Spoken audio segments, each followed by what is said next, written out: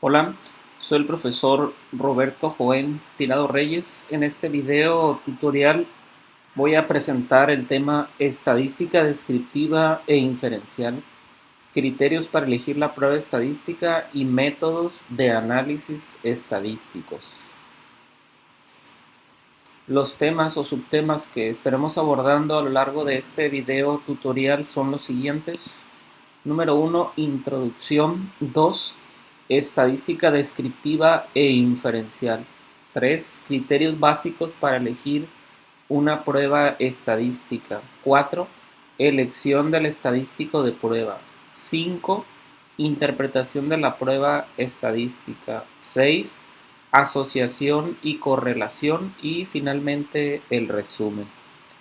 Bien, pues la competencia que se espera al finalizar el video adquieran los participantes es que describan y comprendan los criterios básicos para la selección de una prueba estadística, análisis e interpretación y los apliquen en el análisis de los resultados del trabajo de investigación. A manera de introducción, podemos decir que la estadística está implícita en todo ámbito de nuestra vida, ¿sí? De hecho, todas las personas, de forma inconsciente, realizamos procedimientos estadísticos. ¿Cómo es esto? Bueno, algunas personas quizás estén interesadas en cómo administrar el promedio de gastos semanal. Si eres estudiante, tal vez el promedio de que gastas de traslado a la facultad. O por ejemplo, si te gusta el deporte, tal vez estés interesado en conocer cuál es el promedio de partidos que ha jugado tu equipo, cuántos han ganado, cuántos han perdido. Entonces, en todo ámbito de nuestra vida, de forma inconsciente, realizamos estadística, ¿sí? Pero, ¿qué es la estadística y cómo se clasifica para su estudio? La estadística comprende una serie de procedimientos y todos estos están relacionados a la recopilación, la organización, resumen de datos y la estimación de inferencias acerca de un conjunto de datos cuando solo se estudia una parte de ellos. De hecho, algo que es importante señalar es que cuando los datos que nosotros analizamos en los trabajos de investigación provienen de las ciencias de la salud, se le denomina bioestadística, ¿sí? Cuando los datos se obtienen o son a partir de mediciones de las ciencias de la salud, se le denomina bioestadística. Y entonces para su estudio la vamos a dividir en estadística descriptiva y estadística inferencial. La estadística descriptiva es la parte de la estadística que sintetiza y resume la información contenida en un conjunto de datos. Por tanto, un análisis descriptivo consiste en clasificar, representar y resumir los datos. Por otra parte, la estadística inferencial consiste en un conjunto de métodos estadísticos que permiten deducir cómo se distribuye la población e inferir las relaciones entre variables a partir de la información que proporciona la muestra recogida. Entonces, a manera de síntesis, podemos decir que la estadística comprende una serie de procedimientos relacionados a la recopilación, la organización y resumen de los datos, ¿sí? Y trata de estimar inferencias acerca de un conjunto de datos cuando se realizan asociaciones entre variables y que cuando esos datos provienen de las ciencias de la salud se le denomina bioestadística. Muy bien. Pero, ¿qué criterios utilizaremos nosotros para elegir una prueba estadística? ¿Cómo es que nosotros vamos a decidir o a decantar por qué prueba estadística vamos a elegir para realizar nuestro trabajo de investigación? ¿Qué criterios debemos de manejar? Bueno, en primer lugar, el nivel investigativo. Dependiendo del tipo de estudio que nosotros vayamos a realizar, ya sea descriptivo, relacional, explicativo, predictivo, explicativo, bueno, de eso dependerá en parte la elección del estadístico de prueba. Además del propósito del estudio, ¿cuál va a ser el propósito de nuestro estudio? ¿Solamente será medir prevalencias, incidencias? hacer predicciones, tratamientos. El tipo de investigación que vayamos a realizar será observacional, experimental, será prospectiva, retrospectiva, transversal, longitudinal, analítica. El diseño también del trabajo de investigación. ¿Será acaso un diseño epidemiológico donde nos interese estudiar el comportamiento de las enfermedades en seres humanos? ¿Será acaso un estudio experimental, un estudio ecológico? ¿Será un diseño para validación de instrumentos? Otro punto importante es la escala de medición de las variables. La escala de las variables, si son nominales, ordinales, de intervalo, de razón, discretas, continuas. Y finalmente el último criterio para elegir un estadístico de prueba será su distribución y la igualdad de varianzas. Son criterios que nosotros debemos de conocer para poder elegir un estadístico de prueba, pero vayamos más a fondo en esto, ¿sí? Decíamos que la estadística descriptiva la vamos a dividir en estadística descriptiva y estadística inferencial. Si nosotros queremos describir variables cualitativas y cuantitativas, pues utilizaremos estadística descriptiva y específicamente en el caso de las variables cualitativas las vamos a describir con frecuencias y porcentajes y las variables cuantitativas con medidas de tendencia central y de dispersión. ¿Cuáles son estas? Pues media, mediana, moda y de dispersión, pues la varianza y la desviación estándar. Pero si nosotros lo que pretendemos en nuestro estudio es hacer asociaciones y describir esas asociaciones, estimar parámetros, bueno, en ese caso vamos a ver que existen pruebas que se ajustan a un parámetro y le llamamos paramétricas, y pruebas estadísticas de libre distribución o que no se ajustan a un parámetro. En el caso de las pruebas estadísticas paramétricas, ahí vamos a encontrar a la T de student, la T para una muestra, T para muestras independientes, T para muestras relacionadas, ANOVA, y si queremos correlacionar, pues el R de Pearson. Dentro de las pruebas estadísticas no paramétricas encontraremos el chi cuadrado, la prueba U de Mann-Whitney, la prueba H de Kruskal-Wallis, Wilcoxon, Friedman, Q de Cochran, y si queremos correlacionar la versión no paramétrica es el RO de Spearman. Esas serían las pruebas estadísticas paramétricas y no paramétricas. Muy bien. Ahora bien, existen algunos supuestos de investigadores que no tienen un sustento en su razón de ser para elegir las pruebas estadísticas. Algunos de ellos consideran que las variables cualitativas, nominales y ordinales, cuando trabajemos o asociemos variables de este tipo, pues podemos optar por pruebas no paramétricas, dado que no tienen distribución normal. Y en las variables cuantitativas, de intervalo y de razón, podemos trabajar con pruebas paramétricas, dado que tienen distribución normal. Sin embargo, aquí es importante comentar que las variables, por ejemplo, ordinales en muestras grandes, pueden llegar a tener distribución normal y entonces no sería correcto utilizar o considerar en este caso que no tiene distribución normal o por default optar por una prueba no paramétrica. Y también puede darse el caso de que nosotros en nuestro propósito del trabajo de investigación pretendamos asociar una variable cualitativa con una cuantitativa y entonces estaríamos desfasados del criterio de los investigadores. Ahora bien, no todas las variables cuantitativas llegan a tener distribución normal, entonces no sería prudente que por el simple hecho de ser una variable cuantitativa optáramos por pruebas paramétricas y asumir que por el hecho de ser cuantitativa tiene distribución normal esa o esas variables que vamos a estudiar. Muy bien, por eso entonces ¿Cómo nosotros vamos a determinar si las variables que vamos a asociar tienen o no tienen distribución normal? Y en este caso, ¿cuál sería el primer paso que nosotros vamos a dar para elegir la prueba estadística con la que vamos a asociar nuestras variables o vamos a darle respuesta a nuestros objetivos o hipótesis planteados en el trabajo de investigación? Bueno, el primer paso será conocer la distribución de la variable. Si esta variable es cuantitativa, la prueba de Kolmogorov-Smirnov y la prueba de Shapiro-Wilk nos va a permitir a nosotros determinar si esas variables cuantitativas tienen o no tienen distribución normal y tienen igualdad de varianzas.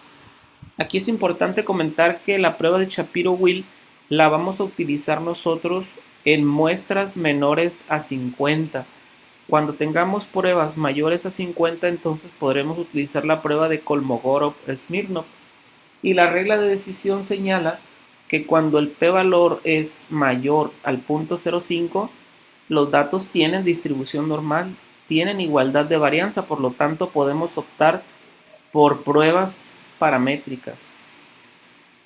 Caso contrario, cuando el p-valor es menor al 0.05, entonces optaremos por pruebas no paramétricas, dado que las variables de contraste no tienen distribución normal y no tienen igualdad de varianzas. O bien, puede darse el caso también de que las variables de contraste que estemos analizando, una de ellas pueda llegar a tener distribución normal, pero no tenga igualdad de varianzas. Y en ese caso el criterio que vamos a aplicar es que basta con que solo una de las variables de contraste no tenga distribución normal para ya no usar pruebas paramétricas. Muy bien, pues con esto en mente sigamos avanzando. Y entonces, si ya nosotros dimos el primer paso de conocer la distribución de las variables mediante la prueba de Kolmogorov-Smirnov, ¿sí?, o Shapiro-Wilk, y mediante la prueba de Leven o el estadístico de Levin, la igualdad de varianzas, ahora que ya corrimos esas pruebas estadísticas, vamos a ver ahora cuáles son las pruebas estadísticas que nosotros podemos elegir. Ya en parte habíamos comentado en diapositivas previas cuáles son las pruebas estadísticas. Solamente aquí las voy a recordar, ¿sí? Y entonces tengo agrupadas las variables, las pruebas estadísticas no paramétricas y las paramétricas. Y entonces aquí a mi lado izquierdo de la pantalla, pues tengo agrupados con cuántas variables voy a trabajar y el tipo de estudio que voy a realizar. Si se trata de un estudio transversal donde solamente voy a medir las variables en una sola ocasión y tengo una variable de interés y esa variable es nominal dicotómica, pues puedo trabajar muy bien con el chi cuadrado o la prueba de bondad de ajuste binomial. Si esa variable es nominal politómica, puedo seguir trabajando muy bien con el chi cuadrado y la prueba de bondad de ajuste, ¿sí? Ahora bien, si tengo una variable ordinal, pues puedo trabajar todavía muy bien con chi cuadrado y la prueba de bondad de ajuste. Eso es cuando tengo una sola variable. Pero cuando yo ya voy a asociar dos o más variables, si tengo dos variables y las quiero asociar y las dos variables son nominales dicotómicas, puedo seguir trabajando con el chi cuadrado de homogeneidad o la corrección de Y o el test exacto de Fisher, ¿sí? Si esas dos variables que yo quiero asociar son nominales politómicas, puedo seguir trabajando muy bien con el chi cuadrado de homogeneidad. Ahora bien, si yo tengo dos variables, pero esas dos variables, una es cuantitativa y la otra es cualitativa nominal dicotómica, puedo trabajar muy bien y no cumplo en este caso con el supuesto de normalidad e igualdad de varianzas con la prueba de U de Mann-Whitney. Muy bien, ahora en caso de que tenga yo más de dos variables que quiero asociar y esas dos variables son nominales dicotómicas, puedo seguir trabajando con el chi cuadrado Si esas variables son nominales politómicas, también las puedo tratar con el chi cuadrado. Pero ahora bien, si yo quiero asociar más de dos variables y en este caso, por ejemplo, tengo una variable cuantitativa y una variable nominal eh, politómica o tal vez una ordinal, entonces puedo trabajar con H de Kruskal-Wallis. Y cada una de estas pruebas que comento tiene una versión paralela o paramétrica, y en este caso, por ejemplo, si mi variable fuera una variable cuantitativa, ¿sí? Y que cumplí ya con los supuestos de normalidad, pues puedo trabajar con T de student para una muestra, y entonces tal vez eh, en este tipo de estudios me interese, por ejemplo, conocer si hay diferencias de un parámetro poblacional con uno que yo voy a medir en mi estudio y voy a compararlo, ¿sí? Tal vez existe diferencia, por ejemplo, del promedio de peso de las personas en algún estado de la República comparado con el promedio nacional.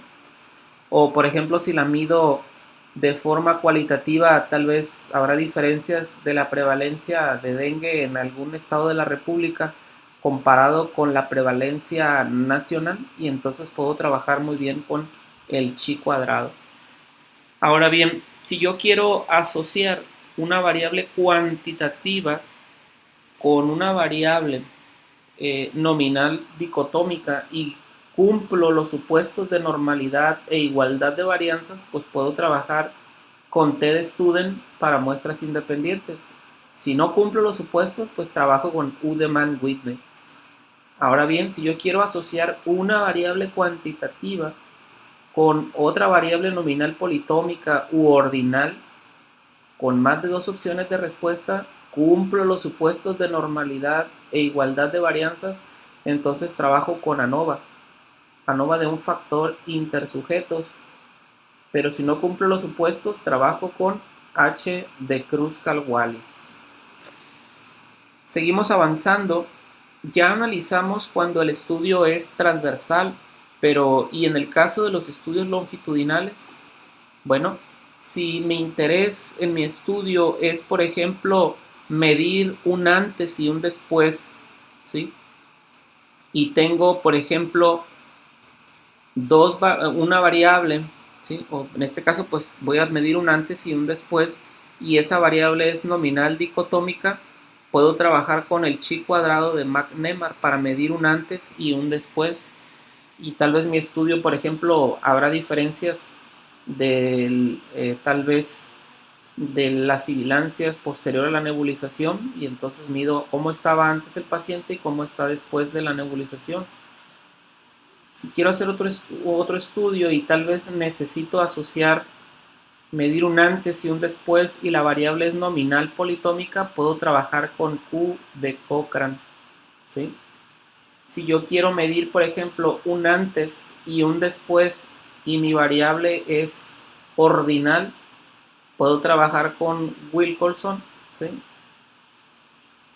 Si mi estudio es longitudinal, pero yo quiero medir en más de dos ocasiones, hacer un seguimiento, pues, no solo me interesa medir un antes y un después, sino me interesa medir antes, después y seguir haciendo mediciones, y se trata de una variable nominal dicotómica, puedo trabajar con Q de Cochrane. Si se trata de una variable nominal politómica, puedo seguir trabajando con Q de Cochrane. Más de dos mediciones, entonces, y es ordinal, Friedman me puede funcionar muy bien. O si se trata de una variable nominal politómica, ¿sí? Puedo trabajar también con Friedman. Ahora bien, si yo lo que quiero es medir un antes y un después, pero estas variables no son cualitativas, sino son cuantitativas. Acá eran cualitativas, acá son cuantitativas, ¿sí? Y cumplo en este caso con los supuestos de normalidad, entonces trabajo con T para muestras relacionadas. Quiero medir un antes y un después. Tal vez, por ejemplo, habrá diferencias del promedio de peso después de una intervención psicológica, educativa y de dieta y ejercicio. Pues puedo trabajar con T de Student, Si no cumplo los supuestos de normalidad, trabajo con Wilkinson. Si quiero hacer, por ejemplo, medidas repetidas, quiero hacer más de 2 mediciones, seguimientos, entonces si cumplo los supuestos de normalidad, trabajo con ANOVA para medidas repetidas. Si no cumplo los supuestos de normalidad, pues trabajo con Friedman. Muy bien, eso es cuando yo quiero asociar, pero ¿y qué hay de las correlaciones? Cuando mi interés en mi estudio es, por ejemplo, correlacionar una variable en función de la otra y mi variable es cualitativa ordinal, entonces puedo optar por un tau b o un tau c. Tau b cuando yo tengo dos variables ordinales con las mismas opciones de respuesta. Tal vez, por ejemplo, tenga una variable que se llama nivel de satisfacción laboral y entonces esa variable nivel de satisfacción laboral tiene 3 opciones de respuesta, ¿sí? Y quiero, por ejemplo, correlacionar la satisfacción laboral tal vez con el cumplimiento en los registros clínicos y ese cumplimiento en los registros clínicos lo tengo medido de una forma ordinal, cumplimiento bajo, moderado y alto, entonces funcionaría muy bien el tau b de Kendall cuando quiero yo correlacionar dos variables ordinales con la misma opción de respuesta, no la misma opción de respuesta, sino las mismas cantidad de opciones de respuestas. Esa sería la respuesta correcta o la palabra correcta. Ahora bien, tau c la voy a utilizar cuando quiero asociar o correlacionar, en este caso, dos variables ordinales, pero una variable tiene 3 opciones de respuesta y tal vez la otra tenga 4 opciones de respuesta. Entonces, ahí ya no es parejo. Entonces, en esos casos, puedo trabajar con tau c de Kendall. Y si mi variable es cuantitativa, bueno, si mi variable es cuantitativa, ¿sí? Y quiero correlacionar y cumplo el supuesto de normalidad, bueno, puedo trabajar con R de Pearson, pero si no cumplo el supuesto de normalidad en la prueba de Kolmogorov-Smirnov, entonces trabajo con el Rho de Spearman cuando quiero correlacionar.